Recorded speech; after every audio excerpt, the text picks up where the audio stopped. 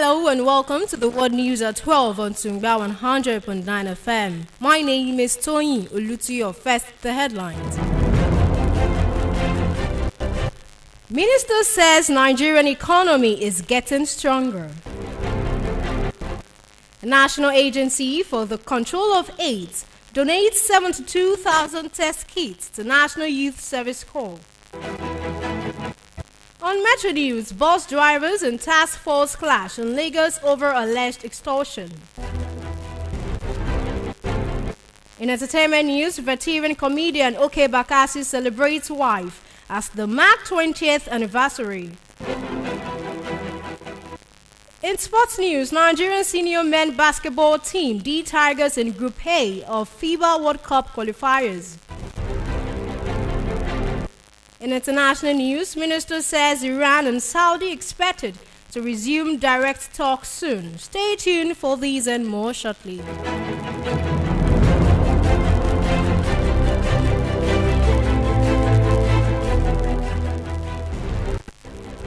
Thanks for staying tuned. Now the details.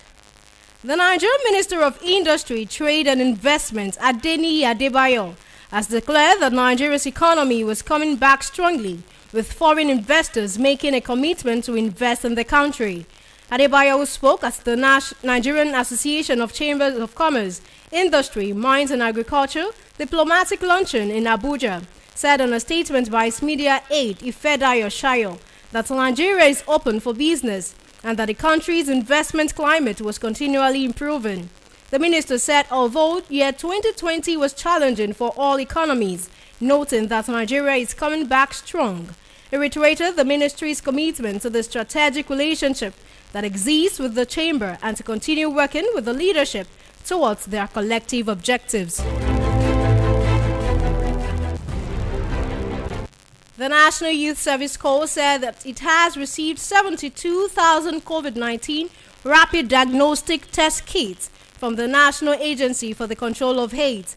The National Youth Service Corps Director of Press and Public Relations, Mrs. Adenike Adeyemi, disclosed this in a statement that the scheme received the rapid diagnostic test kits during a courtesy visit to Dr. Gambo Aliyu, the National Agency for the Control of AIDS Director General in Abuja.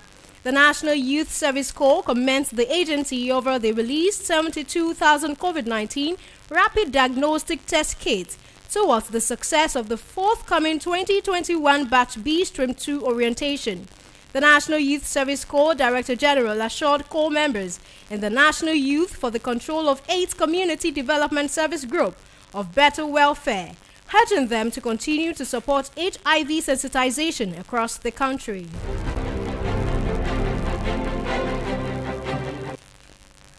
The Nigerian Center for Disease Control Director General Chikwe Yekwazu has been appointed as the World Health Organization's Assistant Director General of Health Emergency Intelligence. This was disclosed in a letter signed by the World Health Organization Director General Tedros Ghebreyesus. It noted that Mr. Yekwazu will begin his tenure on November 1st, 2021. Ghebreyesus said that he's pleased to welcome Dr. Chikwe Yekwazu as an Assistant Director General for Health Emergency Intelligence from November 1st, 2021. The letter said that he will lead the work on strengthening pandemic and epidemic intelligence globally, including heading the World Health Organization Hub for Pandemic and Epidemic Intelligence in Berlin.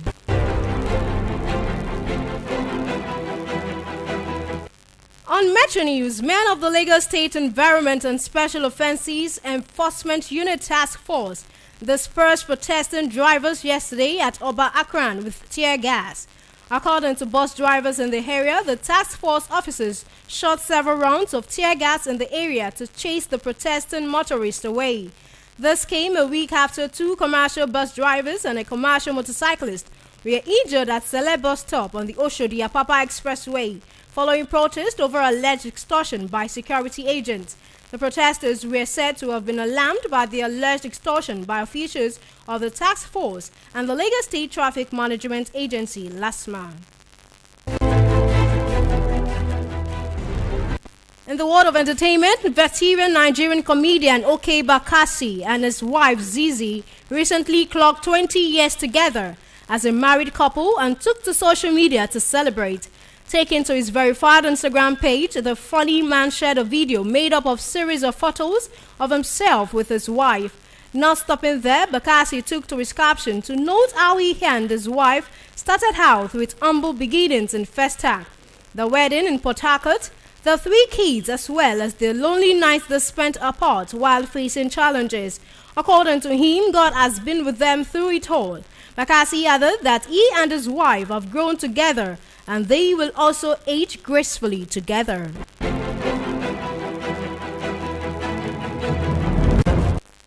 For sports news now, let's join Kemi Ojediron.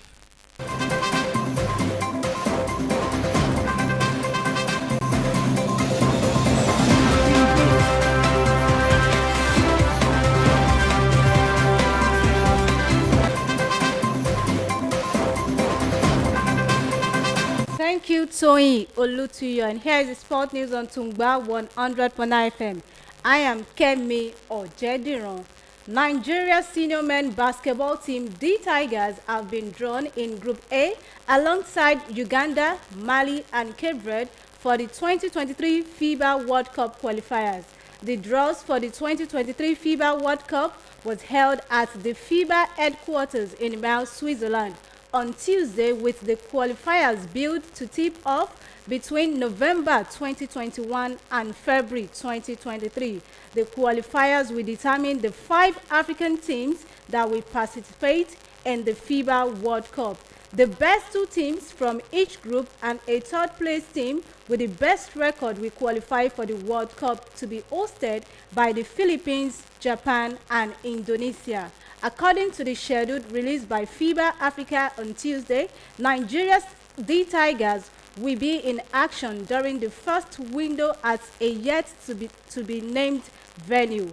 Mike Brown's side will face Cape Verde in their opening game on November 26th before taking on Mali the following day. The final game will be against Uganda on November 28th. And that's all on sport news on Tungba 100.9 FM. My name is Kemi Ojediro. Let's get back to Toyin Olutuyo for the rest of the news. Thanks for listening.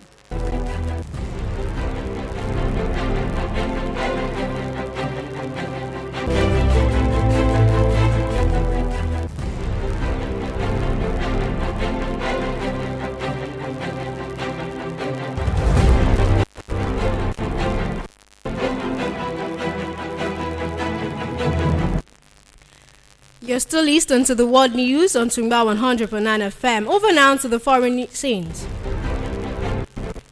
The United Kingdom said that it has opened talks with the Taliban to secure safe passage out of Afghanistan for its citizens and Afghans who have worked for the British government. According to a government statement by Prime Minister Boris Johnson's special representative for Afghan transition, Simon Gass, who flew to Doha, Qatar, to meet senior Taliban representatives to underline the importance of safe passage out of Afghanistan for British nationals and those Afghans who have worked with the United States over the past 20 years.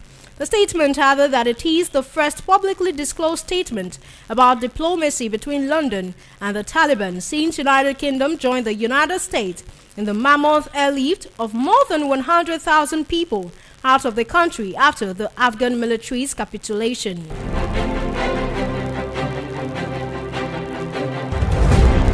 United States President Joe Biden has said that the withdrawal of American troops from Afghanistan was the best available option for him to end the country's longest military campaign, adding that the other option would be going back to war.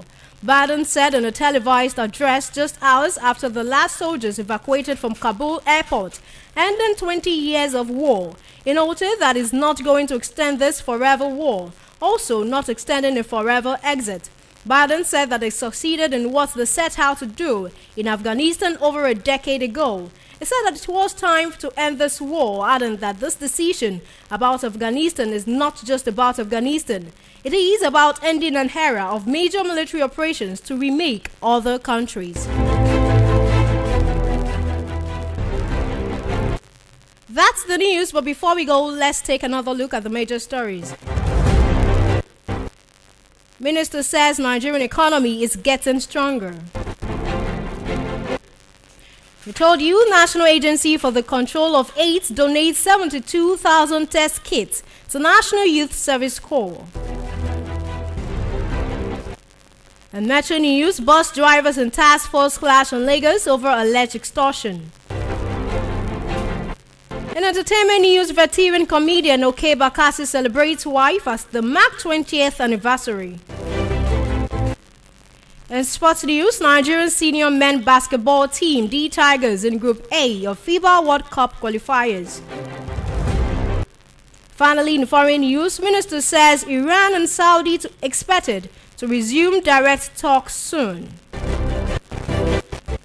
Now let's consider this quote according to Joshua J. Marin.